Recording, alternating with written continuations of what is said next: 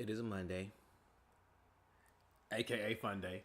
April 28th. And Coming that's to, right. yeah, coming to you live from our West Louisville studio. This is Don Julio, Westerfield Tolbert, A Mind of Valor. Family Bible. We are out the box. We are out the box show, nigga. In your face, nigga. Today, we have a good show for you. No fried rice, no chicken, no fouillon, no craragoon. We giving you straight soul food fire, dog. Ain't that right, cuz? Most definitely. A fresh perspective that tackles both spirituality and masculinity. We want to talk about how masculinity and both spirituality shows up in our everyday lives, how it overlaps with all of our different personalities. Is that a good word? Personality. We trying to teach you how to wax on, wax off, wax on, wax off. The mask that we have to wear to navigate through this world, this corporate spaces, and different capitalist institutions, I'd say, how that takes a toll on us. But we're not really talking about the toll today. Right now, we're just talking about how spirituality shows up in our lives and that energy, what to do with it, how we've processed it, and Be like water. Be like water. Be like water. Bend like bamboo. Be like water, not concrete. I'm gonna double back. No, on some real stuff though. Before you double back, let me get into it for real, for real. All jokes aside, today we got a great show, and we're specifically talking about spirituality and the effects of how these things, you know, flow for manhood specifically. Like men, we have a tendency to um, mistake religion for spirituality. And a lot of our spirituality hasn't even been allowed to even be accentuated because a lot of people don't know themselves. Uh, and this is coming from somebody that, at the age that I'm at right now, and am just now finding out that I don't know hardly almost anything about myself. So I'm still learning myself, and that's okay. That's a beautiful thing. I'm happy to be where I'm at in my life. So, with that being said, moving the show forward towards talking about Can I- spirituality. Sorry, my bad. Go ahead. Can I do my double back thing now? You know what? I did cut your double back off. Okay, go back, double back. In a previous sequence of words, you had mentioned that there are things and actions that men participate in and display that are toxic masculine traits that detach us from spirit and separate us from our spiritual quest for, righteousness and enlightenment. What were some of those things for the men to be able to think about for themselves, to kind of see if they're displaying any of these toxic masculine traits that are severing them from their creator? Well, definitely. Not respecting the divine feminine. And what I mean by that is simple things like not opening up the door for women. Walking and treating women with a certain type of demeanor. Don't cuss around women. Don't spit in front of women. You don't make lewd jokes around women. You also have to understand that, what I'm saying, as a man, you should be a protector and a provider. So, working and putting yourself in a position to financially be able to take care of not only yourself, but women in your family and other women in your community. These are things that, if you're not practicing these things that are toxic to feminine, I would say feminine womanhood, and it's not toxic to, masculine, divine masculinity, because the latter is going to lead to those toxic situations. So that's what I believe. Yeah. We use the terminology a lot in our conversations, or at least I used it a lot. Or supreme masculinity, or our maximizing our masculinity. So when we talk about the notion of being protectors and providers and creating safe spaces and not providing those actions to environments that are toxic, because at the end of the day, our relationship with God is a prerequisite for our healthy relationship with the women in our lives. If we don't have a healthy relationship with God, how then can we have a healthy relationship with the women in our lives? You know, we talk about the notion of respecting the divine feminine, and you can't get there if you don't understand what the notion of divine is, or reverence, patience, love, all these characters that they describe in the Bible as, you know, quality and virtuous traits. We take spirituality seriously because, more so, our objective is to transcend this place, right? This material world and these currencies and these fashions. Our energy must transmute the ether and be more than what meets the eye, because we are more than what meets the eye. And because we get so caught up in the flesh, we miss the opportunity to connect with the spirit. And it's through the spirit that we can heal ourselves, through the spirit that the food that we eat can be more nourishing. Try eating before blessing your food, blessing your land as you are going into a harvest, and being grateful and rejoicing throughout the whole process of cultivation and the reaping. In those seasons and in those sequences, right? When we do that, we are constantly reminding God, the Godhead, the Father, of our reverence and appreciation for the things that nourish us, without becoming so obsessed with the material things that we need to sustain us while we're here. And if you can do that first, with a true, genuine demeanor, then you might be ready to attract a woman who's virtuous and, who carries those qualities that we're talking about. Facts. Definitely working on your divine, masculine, and those, positive traits, those affirming traits. And, if you're not going to be able to focus on those things, then at least being able to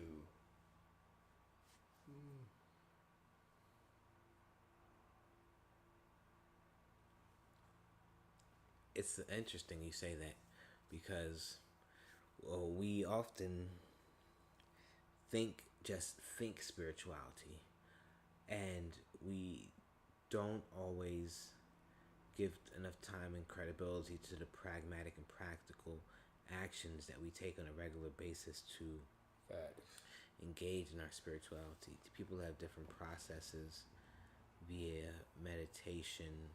Some people sage, they use incense, baths, oils, and a number of different tools and techniques. Oh, we got a caller coming in the studio. I wonder who this caller is. 1 second. All right. No, but in all earnest, we are live in the studio. It's our West Global studio, coming to you fresh, transparent, all that. And if we can access that credibility with ourselves, that recognition of where the source of our engineering and understanding comes from, then we will treat the rest of the world that we impact much better, with a higher standard of quality and grace, the same grace that God gives us, the same level of forgiveness and non-judgment, and desire to protect and sustain and preserve and to sow into, just like the field that would yield you crops and nourishment, just like that process of blessing every step of the way. Heck, even if we want to be talking relationships, we gotta be praying all through that relationship. You gotta pray in the beginning, pray in the middle, and one of y'all be praying for the other one in the end. So if it's done right in a patient, pragmatic way. Everything need not be rushed into. Take your time, folks. Masculinity is taking its time. It is strategic. It is patient. It double checks and doubles down. Therefore, it compounds. Facts. I say this to you so that you understand the process, or at least take interest in the notion that spirituality and masculinity can have alignment and that there is overlap. And I use the examples of the crops and the yields because it ties into our nutrition, what we are feeding ourselves on a daily basis, what we are putting into our bodies, what we are putting into our eyes, what we're putting into our ears on a regular basis.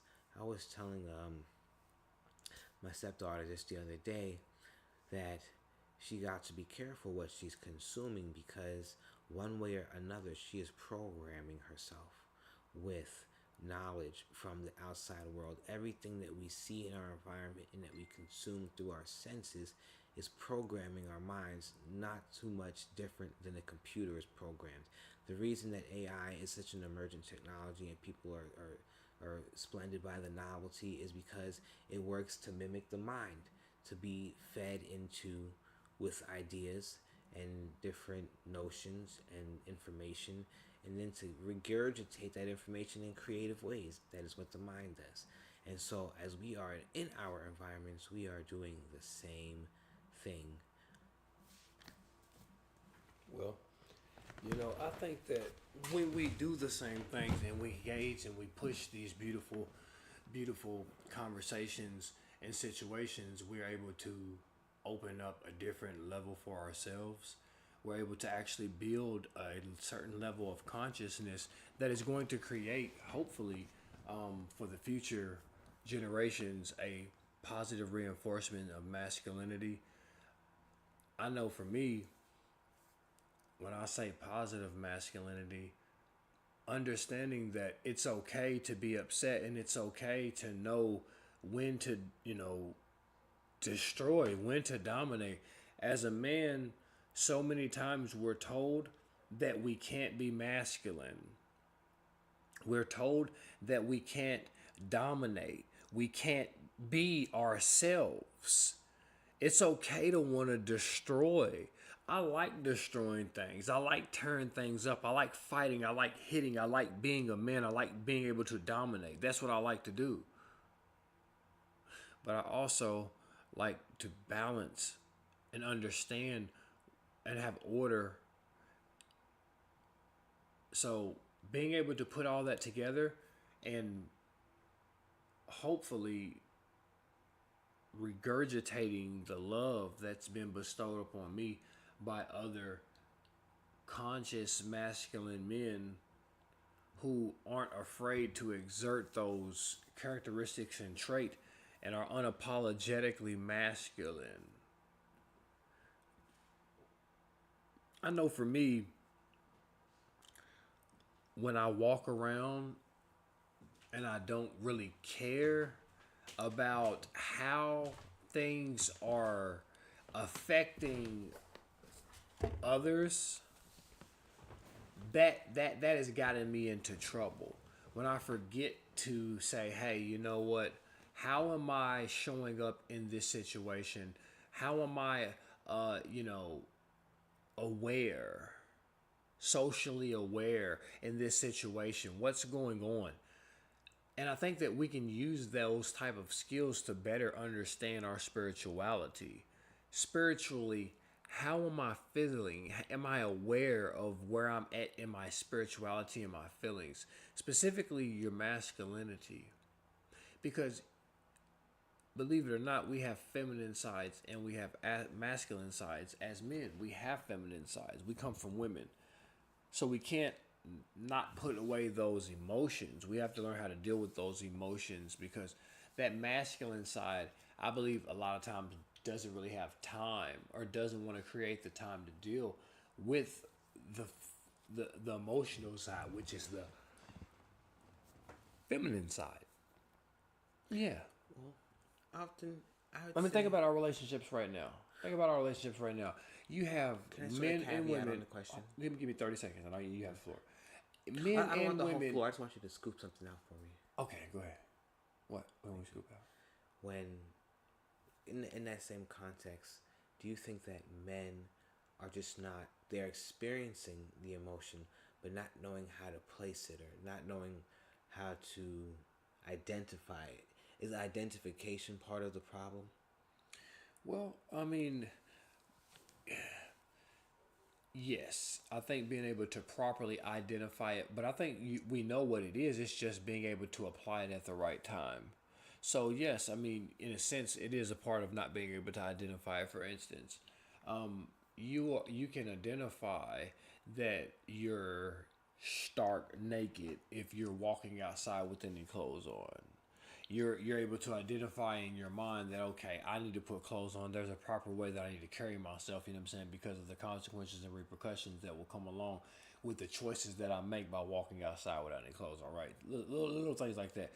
We're able to identify right and wrong versus in the heat of the moment when you're upset and you're let's say you're in a situation where you're upset at the mother of your children for something that she's done, or you're upset with your spouse, girlfriend, whoever your significant other may be, and in that moment in time you get so upset that you actually want to hit that person.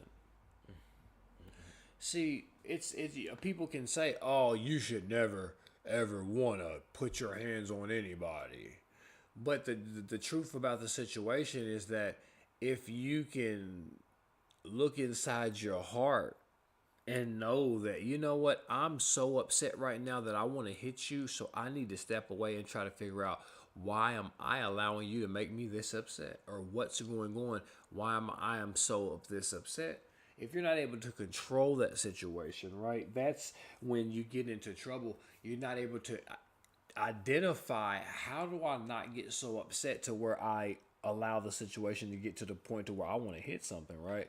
Yes. So I think that as men, how we do that is through divine masculinity. And when I say divine, it takes time to be divine. It takes time like a fine wine. And the process is being able to test and test and test and test and be tried and tested in the specific areas of spiritual maturity, emotional awareness about how and when you should control your emotions, when you should turn them on, when you should turn them off, when you should turn on. Like, Definitely for instance, goes back to the de-escalation. no.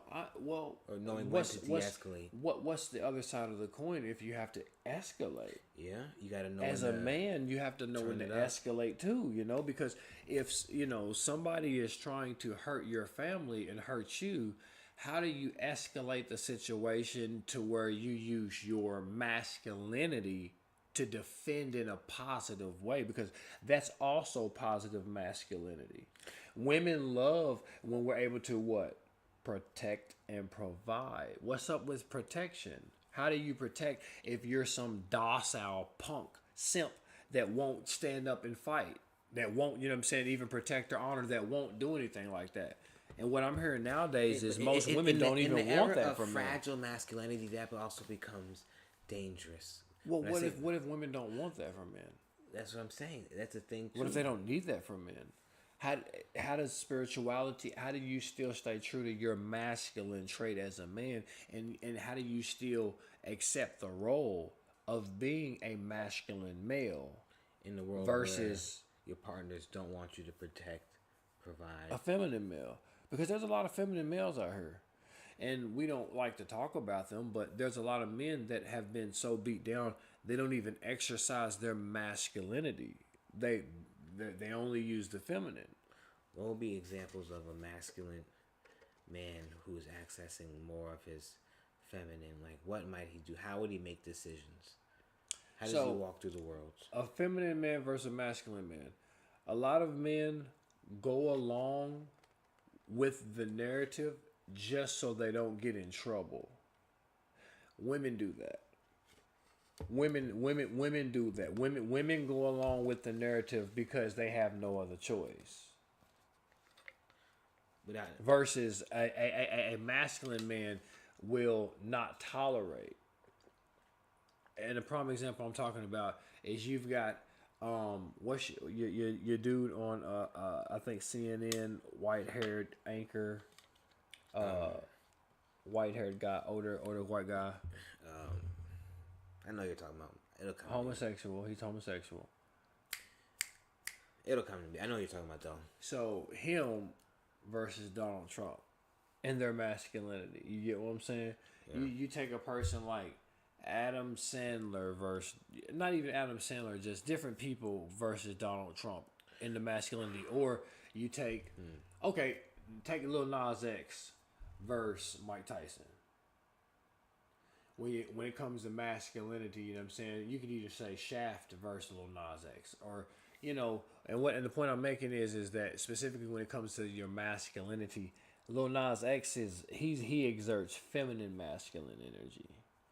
You get what I'm saying? He's gonna go along to get along. He's not gonna he can't ruffle any feathers. You understand what I'm saying? From the aspect of being a male, like Lil Nas X, bro, you don't know nothing about no army. You don't know nothing about no warfare. He don't want to know. He don't want to protect no woman. I believe he wants to protect. Look at bro. Lil Nas X wants to protect women. Bro, he wants to be a woman, bro. In his mind, he wants to be dominated by a man. That's why he's a homosexual. Even if he dominates men sexually, I don't know what he does sexually, and it's none of my business. But I'm just saying, like, that to me would be a homosexual understanding is they don't. Why would you? I mean, not saying that you want bad things to happen to women, but when it comes to a man like myself, when I say protect women, you know what I'm saying? I like being able to go out and make financial gains for myself and create wealth for myself to be able to buy property that women can build houses for women that they can live in and rear my children in. And rear positive people and productive people in society that are going to contribute to society in a positive manner. Engineers, doctors, lawyers, and people that are contributing to society. Those are the type of people that I'm raising. Those are the type of children that I have underneath the breath of my of my wing, up underneath the breath of my wing. So what I'm saying is that that's what I strive to have for myself. Not saying that homosexual men don't strive to have the same things, but it's different in the context of I want to take my penis into some vagina. You see what I'm saying? And reproduce and have my last name, and I want to dominate my woman through divine masculinity. And when I say dominate, I'm talking about I want her to be so infatuated with me that she willingly submits to me because I'm able to provide the lifestyle that she wants. And I treat her and love her and comfort her, and we become one like God intended things to be. You understand? But you have to be a divine masculine male. And I think that that's why a lot of our women and a lot of women in the world, they don't really want to be married to men anymore. They don't. Women have turned to being men, and I don't really think that a lot of them know this, but they have turned to wanting to be the same things that a man wants. For instance, a woman will tell you that she wants you to be able to protect and provide for her, but if a man uses his financial stability and situation to protect and provide, a woman now makes more money than a man and can make just as much money as a man. So now we are now competing against our women for the very thing that they say that they want from us. It shouldn't be a competition at all. No. It has to be. It has to be. Think about it. You live in a capitalist society that says that you have money and this is God. Everything is controlled by money. And specifically through taxation. Boy, that's a whole nother story. If the man is supposed to be the protector, the provider, and the father, the nurture, he's supposed to be one with the woman, and the woman can do the same thing, Why is it so many women are unhappy in their marriages and able to say, you know what? I got my own money. I can do my own thing. I don't have to put up with you. I'm out. See, women back in our grandparents' days, they didn't have divorce. There was no such thing as divorce. Unless somebody died or ran off, you just stayed together until it's just what it was. You see what I'm saying? Through thick and thin, whatever. Wife cheating on you, husband cheating, wife abusive, husband abusive, whatever. You stuck together, right? Well, that stuff changed, and I think that that's what we don't really fully understand in our age demographic is masculinity has changed. We're not the same masculinity as our grandfathers and our fathers.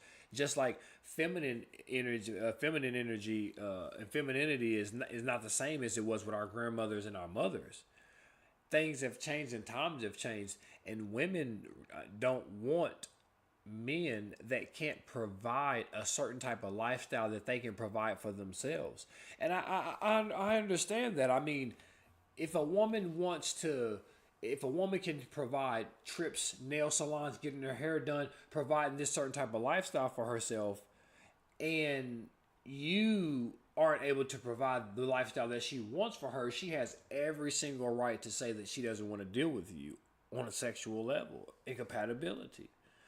I'm saying that us as men, we've got to understand how to see what a woman's worth is. What is a woman's worth? And to you specifically as the male, as the divine masculine male, why are you taking this woman to your bed? Why are you investing your time and your money? And is this something that she's going to be able to multiply for you? Or reciprocate? Well, if I'm being all the way honest, most women nowadays don't really want to reciprocate from what I can see. But For instance, a woman will tell you that it's your job to take her out on a date, right? yeah, It's your job to make. Oh, but what woman is wanting to reciprocate that same type of love and that same type of energy? Most women will tell you, I don't have to have sex with you just because you took me out. I don't have to do this for you because you do this for me. And it's like, okay, but why am I treating you like a wife? Hold on. Why am I treating you like a wife though? Or why, like women, you can't have wifey qualities and want wifey qualities, but you're not the wife. You're not submitting. A wife submits to her husband, and a husband submits to her wife. Men have done that. Men messed that up for each other, because men are out here treating women like wives and buying and tricking and investing and prostitution. All kind of stuff is happening. Well, prostitution is okay. I would prefer prostitution. The point that I'm making is they've just pussy so cheap. And it's available. Well, that's kind of I mean, this is what women want, in a sense. I mean, they have made themselves into charlatans to the point to where men, we would rather just spend money and just say, okay, here, you want some money? Here. Have sex, be done with it, and move on. And now it's to the point to where men aren't even really looking to women to even try to get to know the woman or even invest in the woman and even invest in the pussy.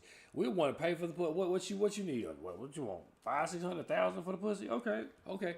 Men are now putting ourselves in a position where we're going to now get our finances and putting our finances together, and then we're just paying for the pussy and then we're leaving, and we're not even engaging in building stable foundations. And for the family unit, that is horrible because you're destroying family. You don't. Most people don't know who their fathers are. They don't know who their moms is. I mean, it's a situation to where it's got to get better before it gets worse. And I think that the best thing to do is just really, really, really focus on yourself. Understand how to love yourself. How to tap into that spiritual side of yourself and specifically say, you know what, I'm going to be better than the next generation, than the last generation, moving into being the next generation, right? Educate yourself. Love yourself. Love one another. Always utilize the golden rule, which is do unto others as you would have them do unto you. Yes. And that, my friends, is why we come to you to talk through some of these things that we're contemplating and discussing ourselves, to get feedback from the world and to contribute to the discourse around things like masculinity, spirituality, and how this ties into how we maximize our masculine in the world in a healthy way to eradicate toxic masculinity and lift up the divine feminine. Most definitely, most definitely. Always being the number one goal on your mind. Let that be, love, long and long love. Love and let live and let love.